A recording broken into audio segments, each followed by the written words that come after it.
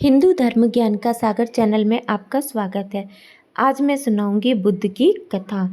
एक बार कपिलवस्तु के राजकुमार सिद्धार्थ बुद्धत्व प्राप्त करने का प्रयास कर रहे थे।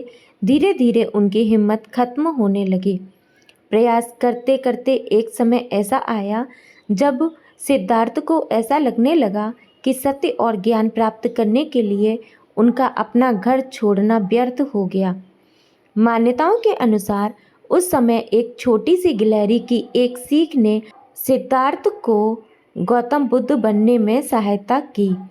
ऐसा माना जाता है कि जब सिद्धार्थ सत्य और ज्ञान प्राप्त करने में असफल हो गए तब उनके मन में यह विचार आने लगा कि वह राजमहल वापस लौट जाएं।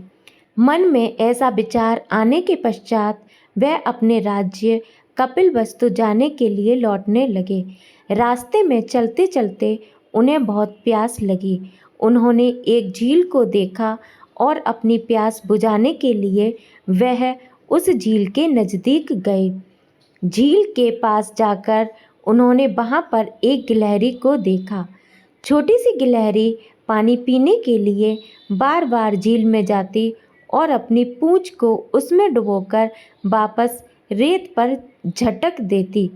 यह देखकर सिद्धार्थ के मन में यह सवाल उत्पन्न हुआ कि यह नन्ही सी गिलहरी क्या कर रही है।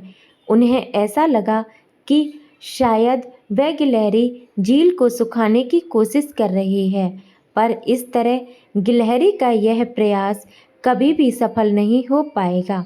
तभी उन्हें ऐसा महसूस हुआ कि गिलहरी उनसे कुछ कहने की कोशिश कर रही है। सिद्धार्थ को ऐसा लगा जैसे गिलहरी उनसे कह रही है कि यदि कोई व्यक्ति अपने मन में किसी कार्य को करने की ठान ले और उस पर अटल रहे तो वह कार्य सफल हो जाता है। बस हमें कभी भी प्रयास नहीं छोड़ना चाहिए। तब सिद्धार्थ को अपने मन की कमजोरी का एहसास हुआ। वह वहीं से वापस लौटकर तपस्या में लीन हो गए। लगातार कोशिश करने के पश्चात उन्हें बुद्धत्व की प्राप्ति हुई। बुद्ध पूर्णिमा की आप सबको हार्दिक शुभकामनाएं। बुद्ध पूर्णिमा व्रत कथा।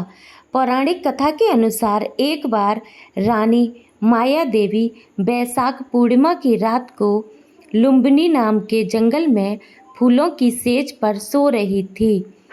तभी वहाँ पर आकाश से एक रोशनी आई और उनके पेट पर पड़ी, जिसकी वजह से वो गर्भवती हो गईं। उन्हीं के गर्भ से कुछ समय बाद महात्मा बुद्ध का जन्म हुआ। उनके जन्म के समय में देवी देवताओं ने आकाश से पुष्प वर्षा की। उनका नाम सिद्धार्थ रखा गया। सिद्धार्थ को ही बाद में गौतम बुद्ध के नाम से जाना जाने लगा। 19 वर्ष तक उन्होंने सुखी जीवन यापन किया और उसके बाद सच्चाई की खोज में वो घर को त्याग कर सत्य की ओर चल पड़े। 6 साल की कठिन तपस्या के बाद उनको ज्ञान की प्राप्ति हुई और उन्होंने संसार का सही मार्ग दिखाया।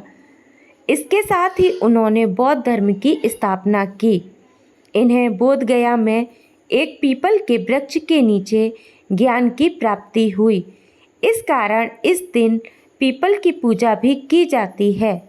उत्तर प्रदेश के कुशीनगर में भगवान बुद्ध ने महापरिनिर्वाण प्राप्त कर लिया। बुद्ध पूर्णिमा की हार्दिक शुभकामनाएं।